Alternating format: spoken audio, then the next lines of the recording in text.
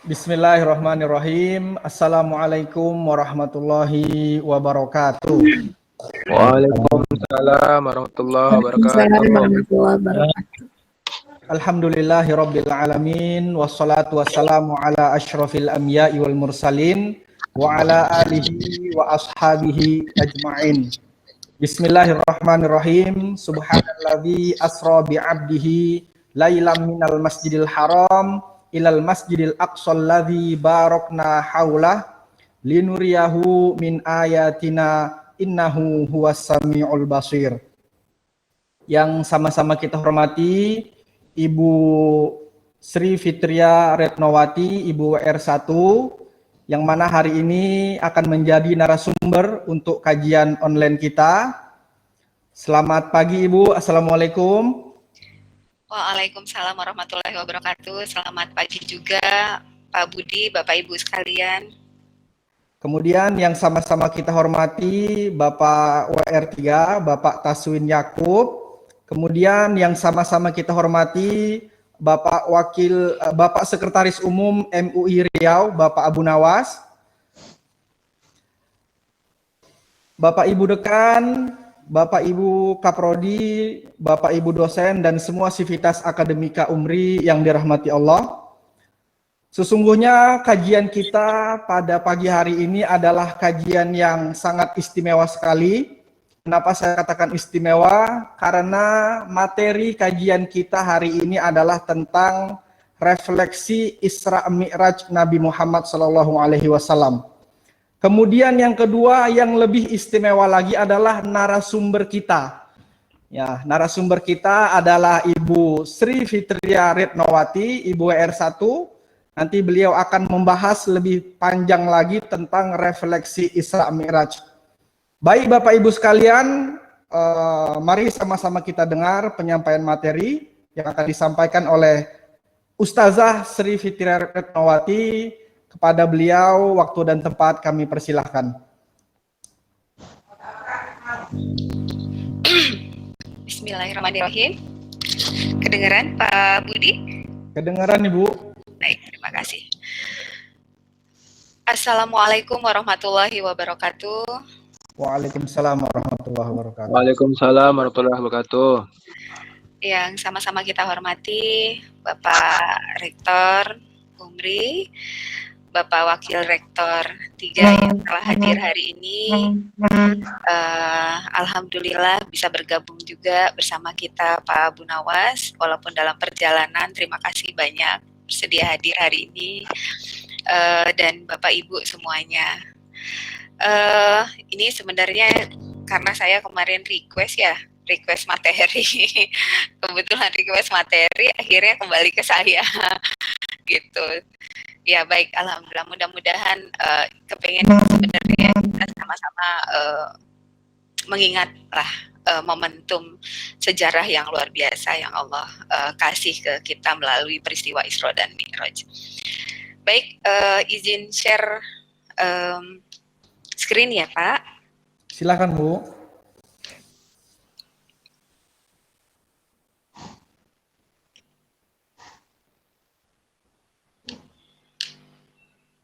Sudah kelihatan?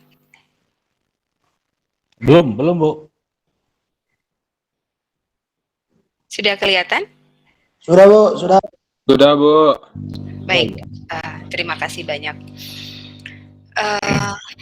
Innal hamdalillah nahmaduhu wa nasta'inuhu wa na'udzubillahi min syururi anfusina wa min sayyiati a'malina may yahdihillahu fala mudhillalah wa may yudlilhu fala hadiyalah. Asyhadu alla ilaha illallah wa asyhadu anna Muhammadar Rasulullah.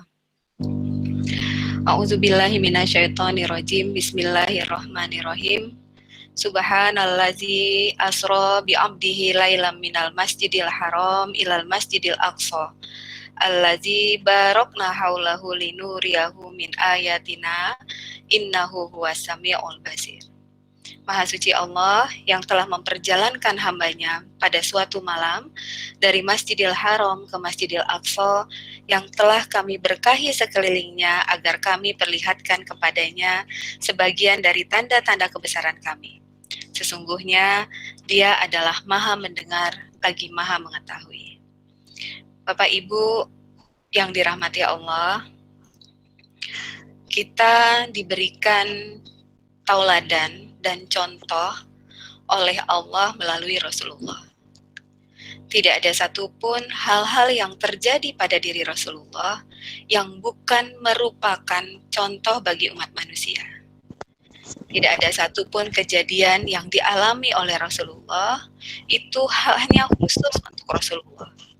Jadi semua yang Rasulullah alami itu sebenarnya adalah contoh atau hal-hal yang perlu kita tauladani.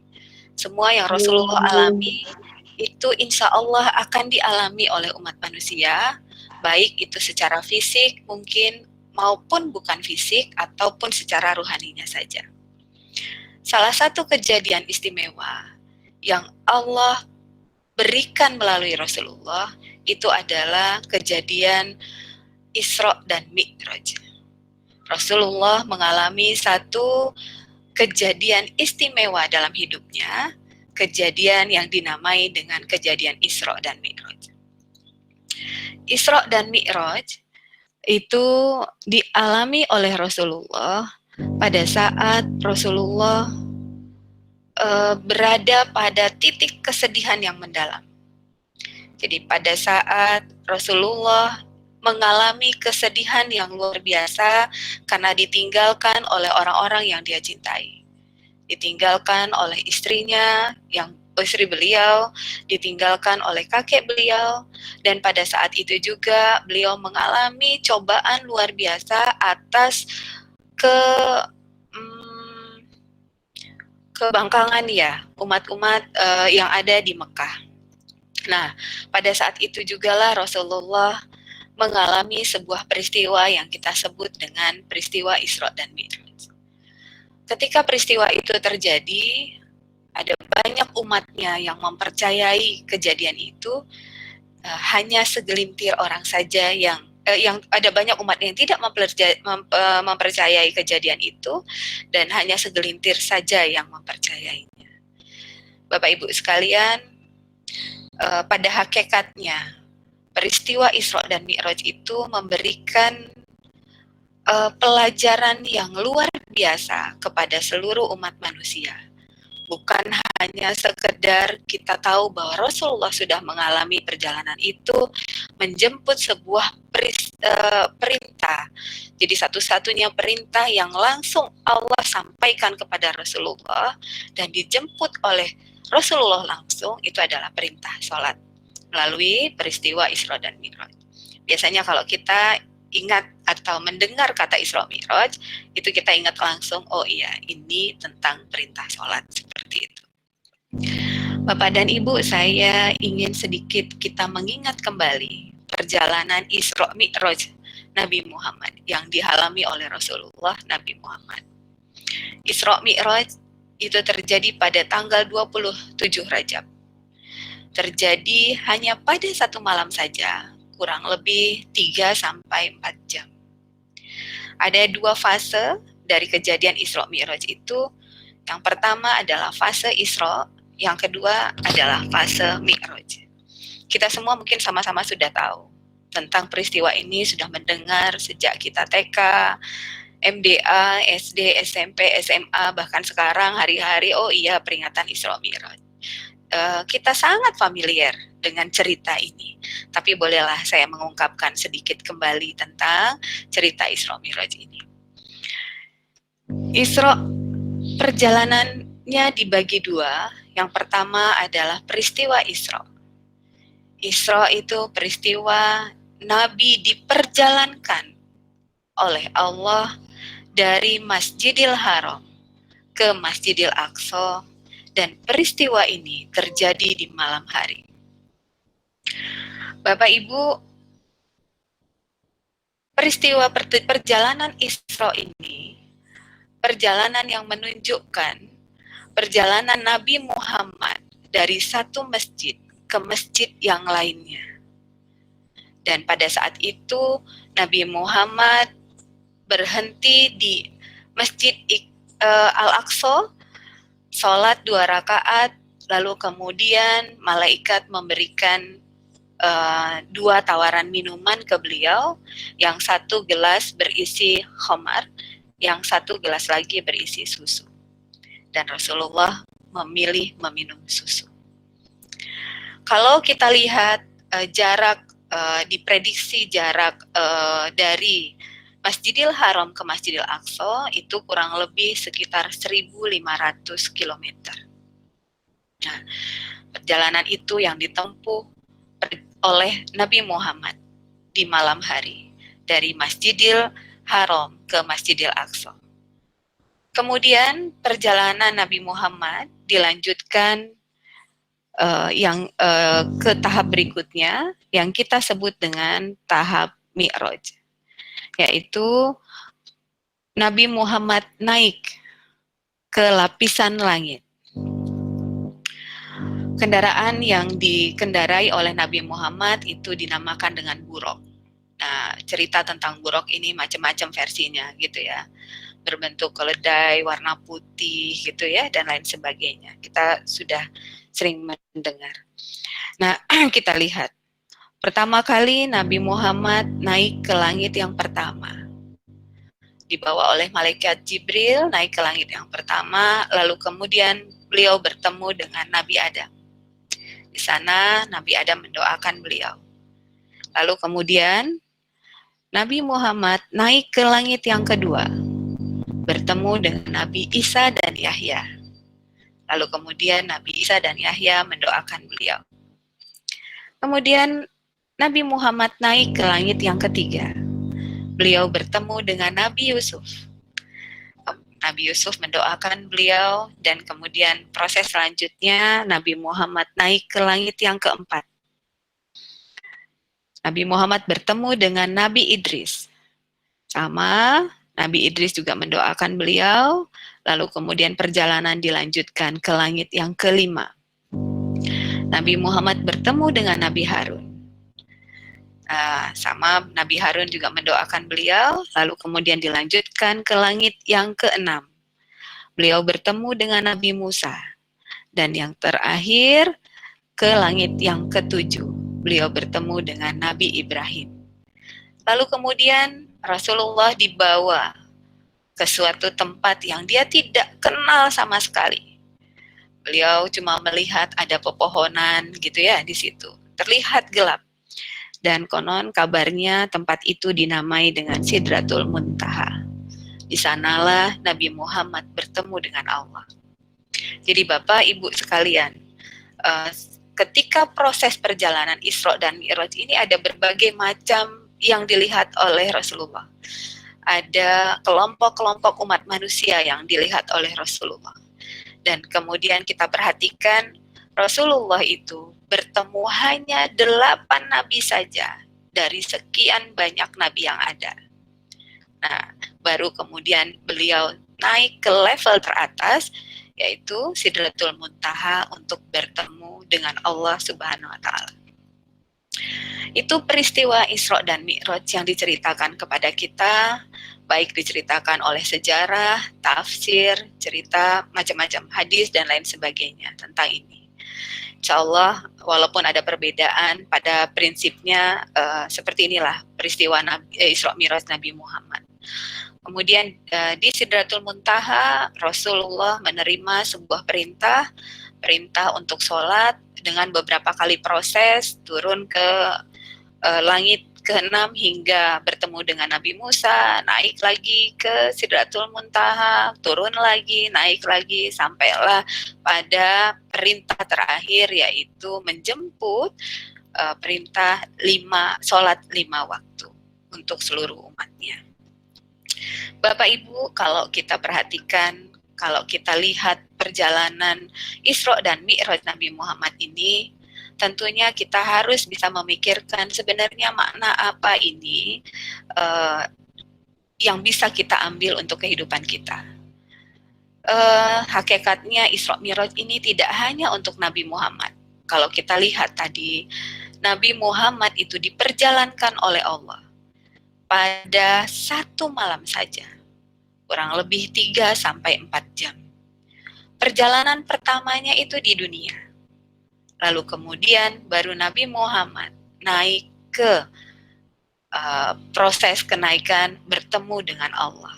Dan peristiwa ini terjadi hanya pada satu malam saja. Kalau kita refleksikan kembali, pada hakikatnya seluruh umat manusia ini mengalami peristiwa Isra dan Mi'rajnya masing-masing. Kita juga mengalami perjalanan-perjalanan di kehidupan kita. Setiap hari kita mengalami perjalanan dari satu titik ke titik yang lainnya. Bapak Ibu, izinkan saya mengupas sedikit tentang perjalanan itu. Proses Isra dalam hidup kita. Kalau kita lihat Isra-nya Nabi Muhammad, itu dimulai dari satu masjid ke masjid yang lainnya. Masjid titik awalnya jelas, yaitu Masjidil Haram. Dan posisinya jelas. Lalu kemudian Rasulullah menceritakan, dia berjalan ke Masjidil Aqsa, yang pada saat itu Rasulullah tidak memberikan tempat atau posisi persisnya. Jadi semua umat ini memprediksi itulah Masjidil Aqsa. Kalau kita melihat bahwa semua manusia itu diperjalankan setiap hari oleh Allah melalui kehidupan-kehidupan kita. Dengan contoh perjalanan Isra ini. Nah, masjid itu simbol dari tempat yang suci. Simbol dari kebaikan-kebaikan. Maka kalau kita belajar dari perjalanan Isra kita sehari-hari, perjalanan Isra kita dalam hidup sehari-hari, dari melihat Isra-nya Nabi Muhammad, maka hendaknya kita berawal dari satu tempat suci menuju ke tempat suci berikutnya. Maka hendaknya kita menetapkan tempat keluar kita itu dari tempat-tempat kebaikan, dari tempat-tempat yang suci, dan mestinya tujuan kita hari-hari itu juga menuju tempat kebaikan lagi. Jadi Bapak dan Ibu, setiap hari ini kita diperjalankan oleh Allah. Diperjalankan dari satu titik ke titik yang lainnya. Kita diperjalankan dari satu tujuan menuju tujuan lainnya. Maka kalau kita mengambil hikmah Isra-nya Nabi Muhammad yang dialaminya dalam satu hari itu, maka hendaknya kita menetapkan titik awal kita berupa tempat yang penuh dengan kebaikan, menuju kepada tujuan yang juga penuh dengan kebaikan lagi. Jadi Isra ini memberikan pelajaran pada kita, meluruskan niat dan tujuan kita setiap hari untuk memiliki niat-niat yang suci dengan tujuan-tujuan yang baik.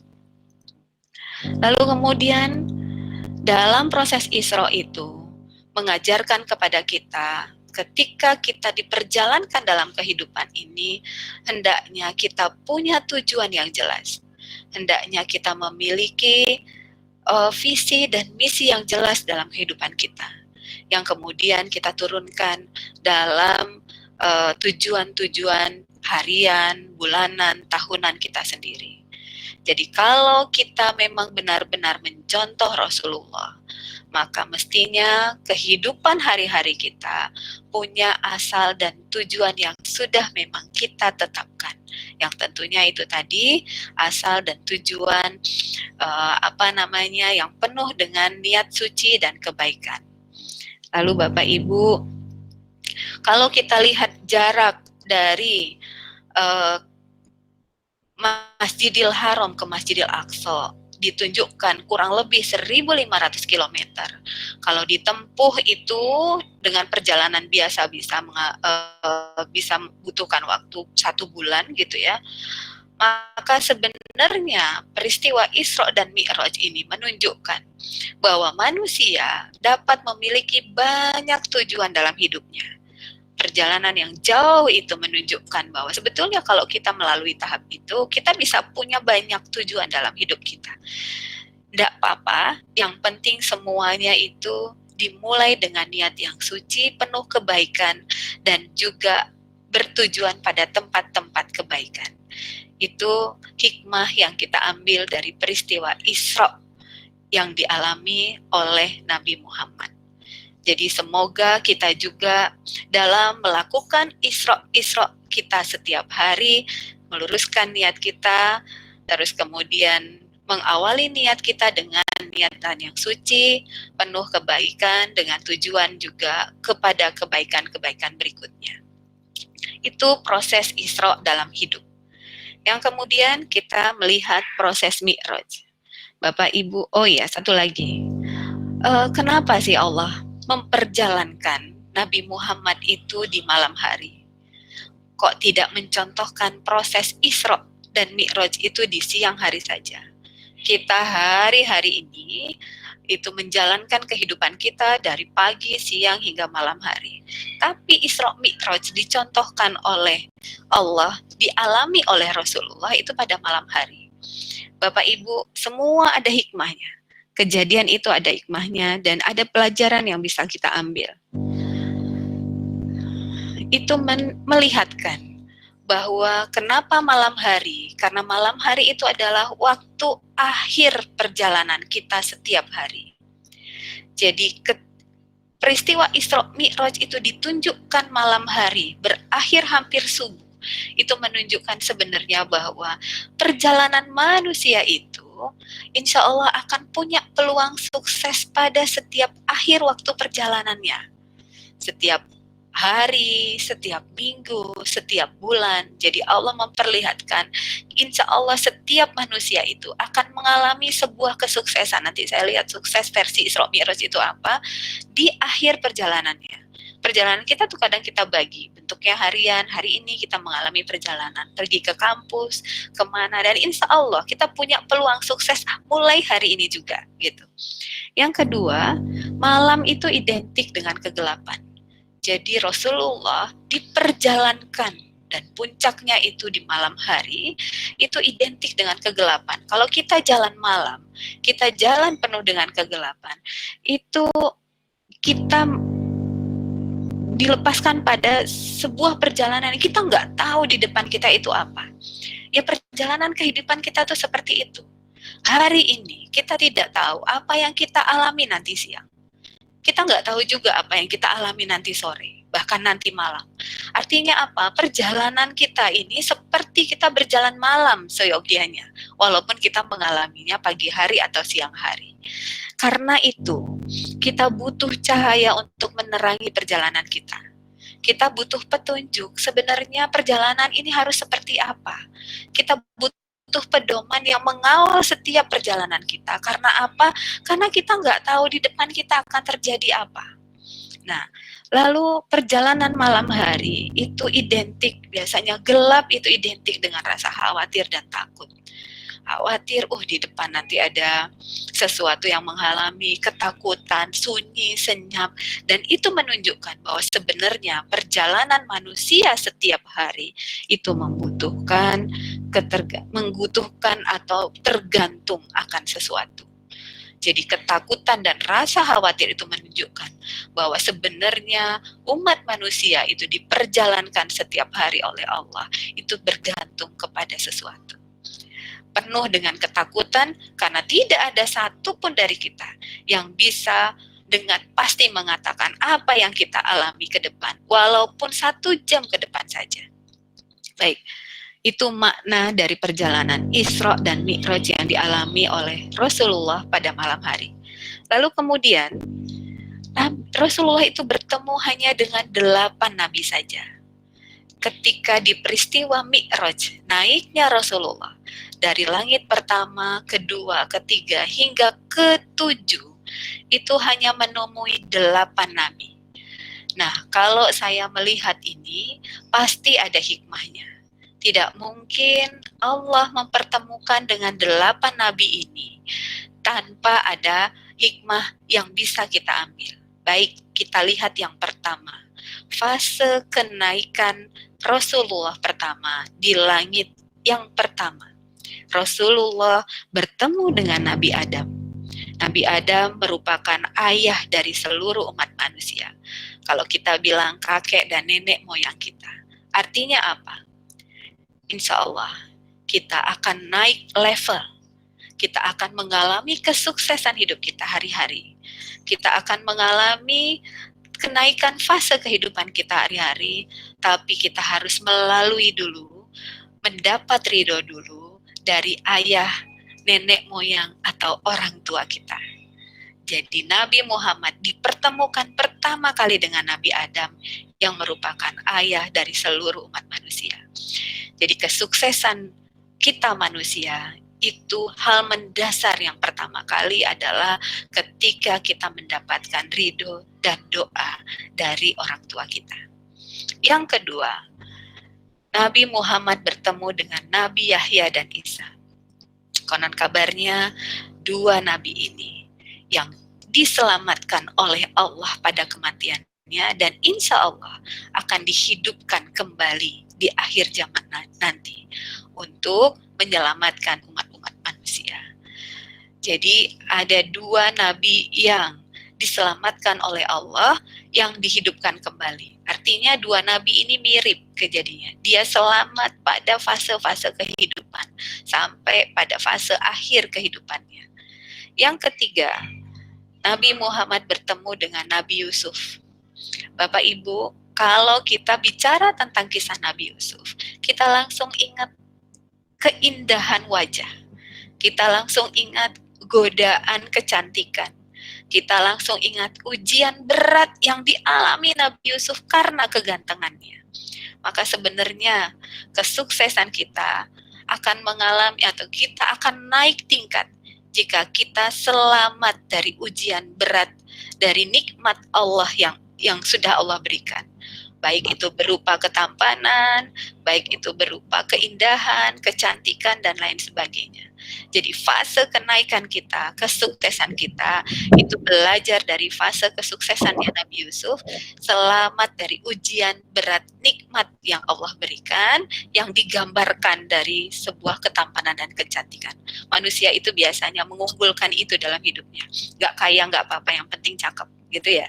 Nah, jadi Bapak Ibu sekalian, kenaikan fase hidup kita akan kita alami sukses dalam makna sebenar-benarnya ketika kita bisa melalui salah satu cobaannya, yaitu nikmat yang Allah berikan berupa itu tadi digambarkan oleh Nabi Yusuf.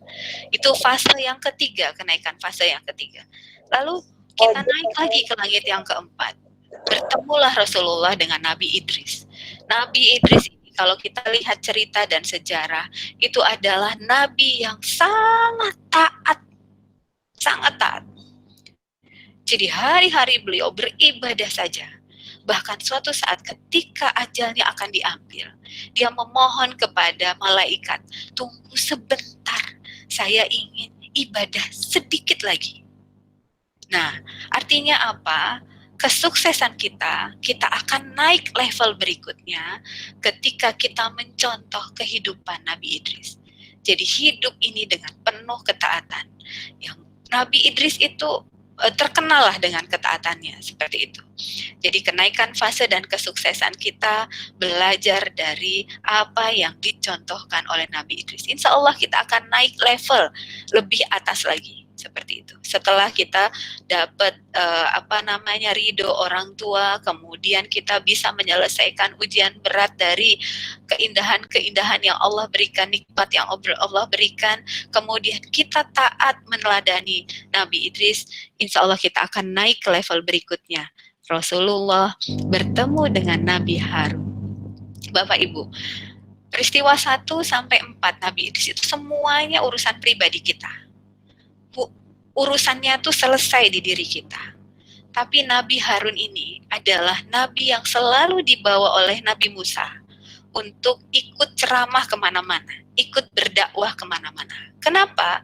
Karena beliau punya kecakapan berdakwah, fasih dalam berbicara, lembut, tenang, dan ngomongnya itu mudah dipahami.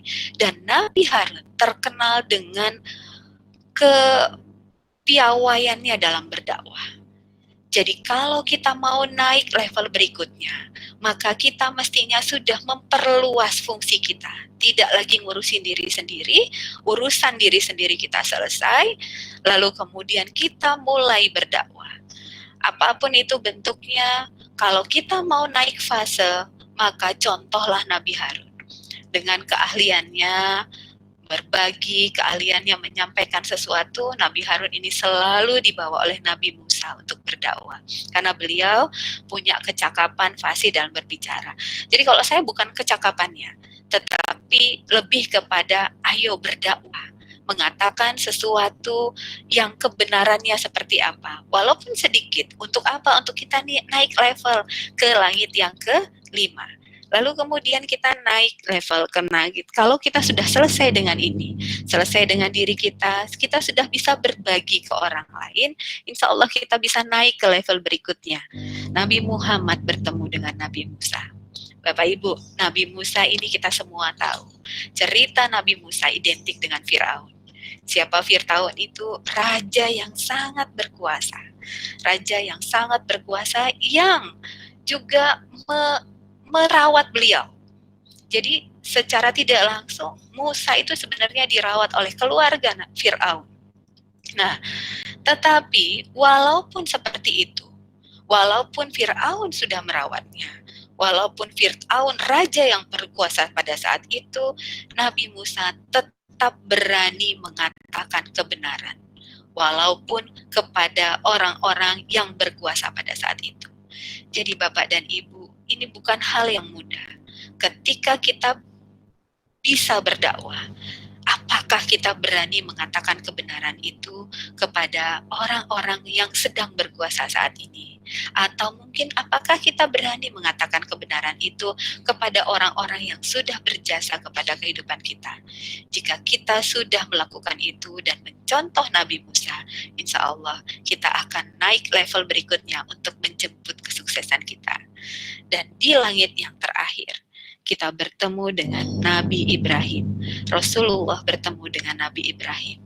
Cerita Nabi Ibrahim ini selalu tergambar bahwa kita ujian kecintaan. Kecintaan kepada keluarga. Jadi tidak biasa umat manusia itu cinta terbesarnya biasanya itu adalah terletak kepada keluarganya. Dan itu terletak pada anaknya. Ujian terbesar Nabi Ibrahim adalah ketika diuji kecintaannya kepada Allah dibanding dengan kepada keluarganya. Maka kalau kita menyelesaikan itu, kalau kita bisa meletakkan cinta kita kepada Allah lebih besar dari apapun, bahkan kepada keluarga terdekat kita sekalipun, insya Allah kita akan berada di langit yang tertinggi, yaitu di puncak kesuksesan kita, di langit yang ketujuh seperti peristiwa Mi'raj yang dialami oleh Nabi Muhammad. Satu tahap lagi kita akan bertemu dengan Allah. Tidak ada yang lebih membahagiakan dalam hidup kita, yaitu dibandingkan dengan peristiwa pertemuan dengan Allah. Bapak Ibu sekalian, jadi Mi'raj atau kalau kita bicara pendaki kesuksesan itu menggambarkan tahapan naik kelasnya umat manusia dalam setiap fase kehidupan. Yang itu kita alami setiap hari Bapak Ibu. Dalam setiap malam di akhir kehidupan kita, kita mengalami tahapan-tahapan naik kelas di fase kehidupan. Kalau kita mau lihat hari-hari saja, kita mulai dari dilahirkan, lalu kemudian fase balita, fase anak-anak, kemudian naik lagi ke fase dewasa bahkan tua. Secara fisik kita mengalami itu, tetapi secara ruhani fase-fase kehidupan itu kita lalui setiap hari. Nah, Mi'raj itu kita alami setiap hari, seperti itu. Yang kedua, Mi'raj itu menggambarkan proses peningkatan kualitas diri yang dilihatkan dengan pertemuan Rasulullah dengan 8 nabi. Mencontohkan kualitas diri seperti apa yang harus kita tingkatkan, itu kita bisa belajar dari peristiwa kenaikan Nabi Muhammad itu. Dimulai dari ridhonya orang tua yang harus kita raih, lalu kemudian dimulai dari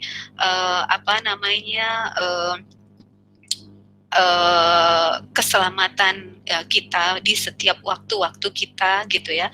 Lalu kemudian kita masuk kepada yang kedua itu bertemu dengan Nabi Isa Yahya, kemudian yang ketiga kita bertemu dengan Nabi Yusuf gitu ya. Kita akan mengalami kenikmatan, mungkin ujian atau kesusahan di kehidupan ini dan kita sukses melewati semuanya, itu sebenarnya peningkatan kualitas diri. Dan selanjutnya, dan Mi'raj menunjukkan bahwa kita umat manusia punya kesempatan bertemu dengan Allah setiap hari. Itu nikmat yang luar biasa. Jadi kalau kita mengalami kenaikan kelas, kita melewati fase-fase kehidupan kita, berhasil meningkatkan kualitas diri kita, insya Allah kita akan bertemu dengan Allah pada setiap hari. Kita akan mengalami peristiwa Isra dan Mi'raj kita setiap harinya. Dan Bapak Ibu, media apa kita bertemu dengan Allah digambarkan terakhir di Sidratul Muntaha. Di situ Rasulullah menerima perintah sholat 5 waktu. Jadi jelas Bapak Ibu, bahwa media kita untuk bertemu dengan Allah di Isra dan Mi'raj kita setiap hari, medianya adalah sholat. Sekali lagi, mungkin sholat seperti apa, ini yang harus kita evaluasi. Apakah sholat-sholat kita sudah berhasil mempertemukan kita dengan Allah atau belum?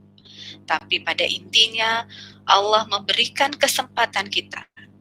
Ketika kita diberikan kesempatan hidup hari ini, maka sebenarnya kita diberikan kesempatan diperjalankan oleh Allah melalui Isra dan Mi'raj kita hari ini, dan kita diberikan kesempatan untuk bertemu dengan Allah melalui sholat yang kita lakukan.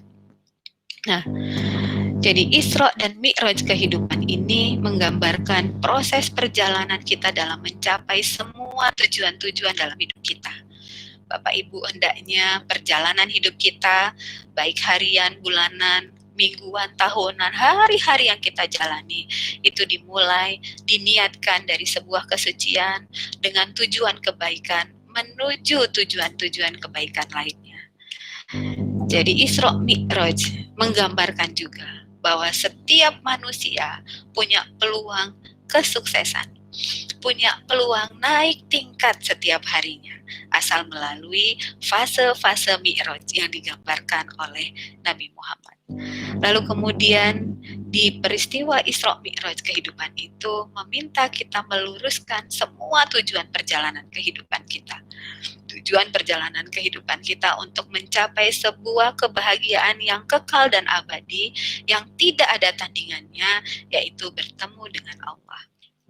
Dan lalu Bapak Ibu, untuk itu marilah kita tetapkan waktu dan cara kita untuk mencapai tujuan kita. Tentunya waktu yang baik, cara yang baik, dan cara yang tepat, karena kita melalui itu setiap hari. Hari ini kita mempunyai tujuan apa, lalu kemudian dengan cara apa akan kita lalui, dan seperti apa akan kita akhiri nanti di akhir perjalanan kita hari ini. Bapak Ibu, satu lagi, kenali potensi diri kita. Sekarang untuk bisa kita naik level, untuk bisa kita meningkatkan kualitas diri kita, hal yang pertama yang harus kita lakukan adalah mengenali kita. Apa yang belum kita punya, sampai di mana diri kita, apa yang belum kita ada. Untuk itu, itulah yang perlu kita perbaiki sehingga kita bisa naik level di fase-fase berikutnya, sehingga kita bisa naik tingkat, karena itu menjadi syarat mutlak untuk kita mendapatkan kesuksesan, mencapai kebahagiaan. Jadi sukses versi orang itu apapun berbeda-beda, tapi intinya apa sukses mereka itu sesuatu yang membuat dia bahagia, kan seperti itu. Dan terakhir, pantaskan diri kita untuk sukses seperti yang dicontohkan oleh 8 nabi. Jadi marilah kita pelajari itu seperti apa ke-8 nabi itu bisa sukses menjalani kehidupannya, maka tinggal kita melayakkan diri kita. Nah, Bapak Ibu, marilah kita bersama-sama menggapai kemuliaan. Kemuliaan dapat diraih, diawali dengan ridho orang tua kita. Kemuliaan bisa kita raih dengan kerja keras, melewati fase dan memperbaiki diri kita. Insya Allah kemuliaan juga bisa kita raih dengan terus memberikan kebaikan dan menebar manfaat kepada seluruh umat. Dan kemuliaan bisa kita raih dengan selalu menegakkan kebenaran. Kemuliaan akan tergambar dalam ibadah sholat yang kita lakukan. Nah, Bapak Ibu, kesolehan atau kebaikan itu adalah kemampuan diri kita untuk menghitung semua yang kita katakan atau semua yang kita lakukan itu, sehingga kita bisa melihat apakah yang kita katakan itu atau yang kita lakukan itu kira-kira bisa menebar kebaikan kepada orang banyak atau tidak. Itu katanya Cak Nun. Jadi orang baik itu selalu berkata baik, selalu berbuat baik, selalu memandang kebaikan kepada orang lain.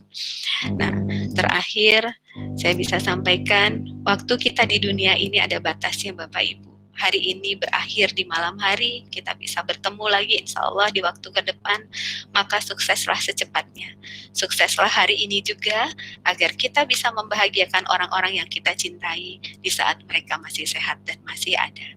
Terima kasih, itu yang bisa saya sampaikan. Mudah-mudahan bermanfaat. Selamat menjalani Isra dan Mi'raj kita. Semoga kita meraih semua kesuksesan kita setiap hari.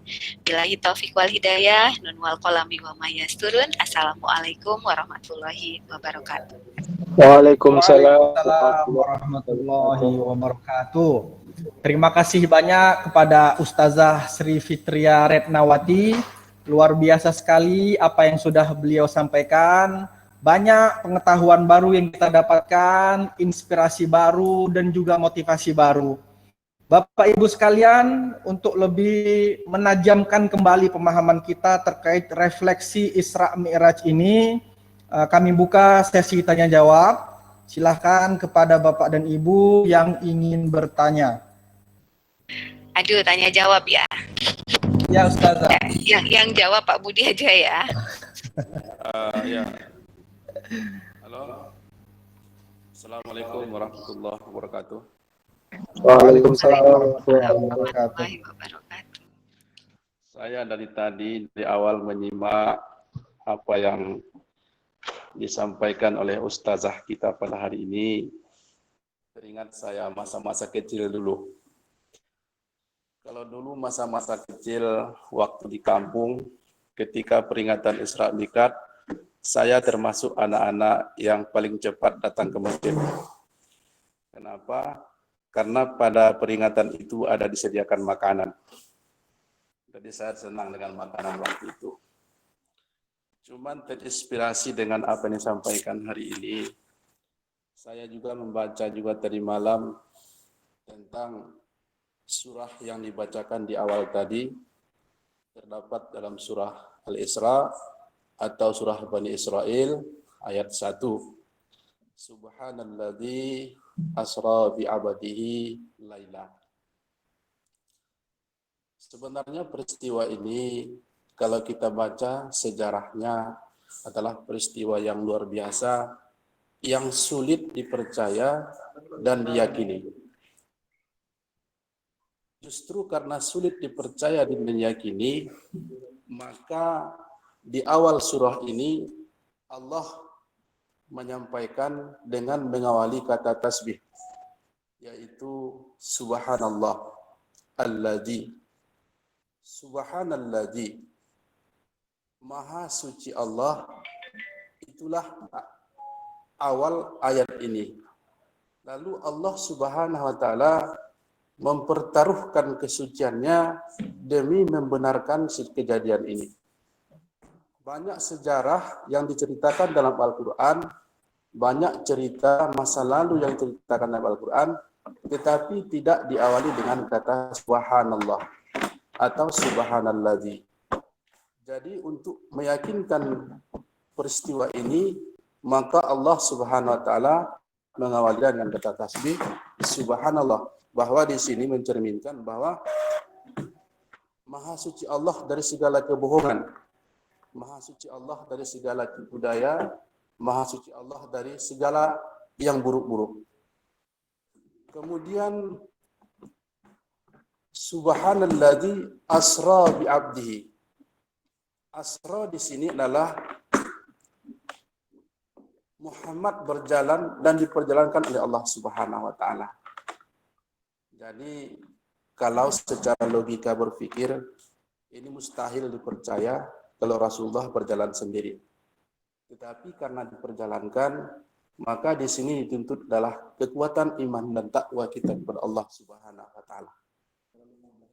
Kemudian ada kata bi'abdihi, adalah hambanya. Rasulullah Shallallahu Alaihi Wasallam terpilih dengan mukjizat ini adalah karena Rasulullah sudah sampai pada tingkat hamba Allah Subhanahu Wa Taala. Jadi kalau sebagian para ulama menafsirkan kata hamba di sini terbagi dari dua makna. Yang pertama, hamba di sini karena hamba itu terdiri dari dua unsur. Yang pertama adalah hamba terdiri dari jasad dan ruh. Maka peristiwa Isra dan Mi'raj di sini yang terjadi adalah jasad dan ruh Nabi kita Muhammad Rasulullah SAW.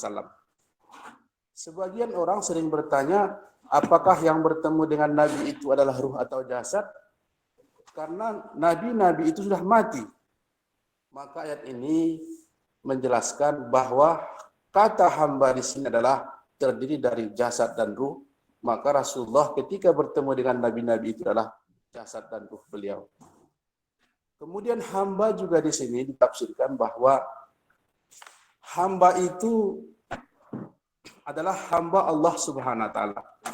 Tadi sudah dijelaskan oleh ustazah kita bahwa sebelum Nabi diisra mi'rajkan oleh Allah, maka terjadi padanya peristiwa-peristiwa yang sangat menyedihkan.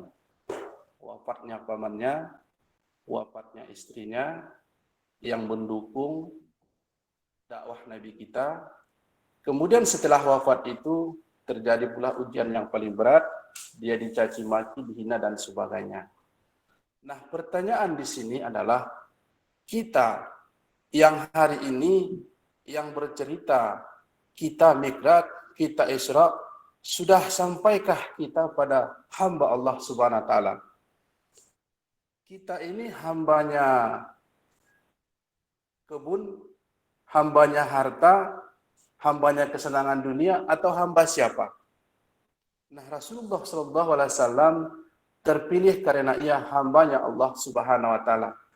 Sudah melaksanakan asyhadu an la ilaha illallah wa asyhadu anna Muhammadar Rasulullah sesuai dengan apa yang tercantum dalam rukun Islam itu. Maka Nabi kita sudah pada tingkat hamba Allah Subhanahu wa taala, makanya Rasulullah sallallahu alaihi wasallam diisra mi'rajkan oleh Allah Subhanahu wa taala. Barangkali ini sebagai tambahan dari saya, salah satu pesan daripada Isra dan Mi'raj ini adalah bagaimana kita sampai pada tingkat hamba Allah Subhanahu wa taala. Kita bukan hamba-hamba siapa, bukan hambanya dunia, bukan hambanya jabatan dan segala macam, tetapi kita adalah hamba Allah Subhanahu wa taala. Ketika kewajiban, karena ini tadi merupakan perintah salat, tujuan dari akhir dari Isra Mi'raj itu, ketika panggilan salat dikumandangkan di masjid-masjid, maka mari kita bersegera melaksanakan salat supaya Isra Mi'raj ini dapat kita amalkan sebagaimana mestinya dalam kehidupan kita sehari-hari. Barangkali itu sebagai tambahan. Terima kasih Pak Budi, terima kasih ustazah kita pada kesempatan ini. Saya akhiri. Assalamualaikum warahmatullahi wabarakatuh. Waalaikumsalam warahmatullahi wabarakatuh. Terima kasih tambahannya Pak Sakban. Barangkali ustazah mau menanggapi ustazah, silakan. Cukup. Udah Oke, baik. Ya, Bapak Ibu sekalian, silahkan jika ada pertanyaan lain. Biasanya Pak Aksar ini mau bertanya biasanya ini. Pak Juf raise hand tuh. Iya, Pak Juf juga. Nanyanya sama Pak Saban kan ya? Oke, terima kasih Pak Budi, terima kasih Bu Arek atas pencerahannya sangat luar biasa. Assalamualaikum warahmatullahi wabarakatuh. Waalaikumsalam warahmatullahi wabarakatuh. Pak Rektor yang kami hormati, Bapak Ibu Wakil Rektor, dan bapak-bapak, ibu-ibu yang hadir pada forum virtual pada pagi hari ini. Mungkin saya bertanya sedikit, ini agak berbeda ya, Bu Arek, dari apa yang disampaikan seperti itu. Tapi masih berhubungan dengan Isra Mi'raj. Sehubungan dengan Bu Warek juga adalah seorang ahli fisika gitu ya, dan pasti di fisika itu juga ada yang mungkin bisa dihubungkan dengan peristiwa Isra Mi'raj ini. Karena kan beberapa ulama mengatakan apa yang terjadi di dunia ini adalah sunatullahnya, menjalani sunatullah yang sudah ditetapkan seperti itu, termasuk Isra Mi'raj. Kita sebagai orang MIPA ya, orang sains gitu, kira-kira bisa nggak peristiwa Isra Mi'raj ini kita hubungkan ke ilmu sains yang kita pelajari hari ini, bagaimana pergerakan Nabiullah SAW ini dari Masjidil Haram ke Masjidil Aqsa sampai Sidratul Muntaha itu dari segi ilmiahnya, secara ilmiahnya mungkin dari fisika kuantumnya, atau kalau hari ini kita lihat film-film itu seperti teleportasi gitu ya, sehingga sampai kepada suatu muntaha. Hal ini juga yang membuat beberapa ada profesor yang mengatakan bahwa candi yang Borobudur itu juga pemindahan dari suatu tempat ke tempat lain di zaman Nabi Sulaiman seperti itu. Jadi kalau memang ini bisa kita buka ruang kuantum ini, mungkin itu akan menjadi lebih bersemangat orang untuk menggali, dan saya pikir mahasiswa MIPA akan menjadi lebih banyak kalau seandainya ini terpecahkan, Warek. Mungkin itu mohon pencerahan dari Bu Warek. Saya akhiri. Assalamualaikum warahmatullahi wabarakatuh. Waalaikumsalam warahmatullahi wabarakatuh. Wah, pertanyaannya berat emang. Saya disuruh ngajar fisika hari ini. Ya baik, terima kasih Pak Juf. Memang ada banyak hal ya yang dibahas kenapa peristiwa Isra dan Mi'raj ini banyak tidak percaya daripada yang percayanya. Karena apa? Karena ini terjadi di luar tidak masuk akal manusia, seperti itu ya, tidak masuk akal manusia. Tetapi jika ada yang sudah mempelajari itu, pada zaman Rasulullah juga mungkin bahasanya tidak sama dengan kita, bahwa kalau kita lihat teori kuantum atau teman-teman ya bisa yang di sini nggak sains, kecepatan. Jadi manusia atau sebuah materi itu bisa bergerak dengan dua versi kecepatan gitulah kalau bahasa biasanya gitu ya, dua versi kecepatan. Kecepatan yang punya materi dan kecepatan yang tidak ada materinya. Nah, materi ketika dihilangkan tidak ada materinya itu pakai kecepatan cahaya. Bapak Ibu, kecepatan cahaya itu besarnya sama dengan 3 kali 10 pangkat 8 meter per sekon gitu ya. Jadi kalau kita menghilangkan materinya, tadi Pak Sakban bilang apakah ini jasadnya yang berangkat atau non jasad seperti itu, memungkinkan semua terjadi jika pergerakan itu bergerak dengan kecepatan cahaya, yaitu sebesar 3 kali 10 pangkat 8 meter per sekon. 10 pangkat 8 itu berapa Pak Santoso? 10 pangkat 8 itu berapa? Nolnya 8 kali gitu ya, dalam 1 detik gitu. Nah makanya orang menggambarkan buruk itu bermacam-macam gitu ya. Jadi kalau di ini diceritakan ya buruk itu seperti keledai yang terus kemudian warnanya putih gitu ya, terus berubah gitu loh menjadi seperti kecepatan cahaya. Nah itu, tetapi ketika kita bicara kecepatan cahaya imaterial, nggak ada lagi itu materinya. Ketika ada masanya saja, ya itu tidak lagi menjadi sebuah kecepatan cahaya. Maka Bapak Ibu, sebenarnya materi kita ada di sini. Jadi kita jasad kita ada.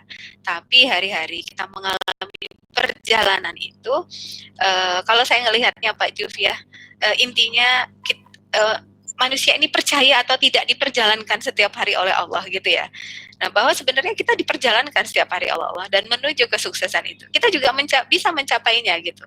Kita mengalami Isra Mi'raj kita setiap hari dan tinggal kita mau percaya atau enggak. Secara fisik saya di sini kok, Bu. Saya nggak di rumah, nggak di mana-mana. Tapi secara physically kita melalui semuanya gitu. Kita mengalami perjalanan Isra dan Mi'raj itu. Dan Rasulullah itu memungkinkan secara teori fisika itu melakukan perjalanan itu.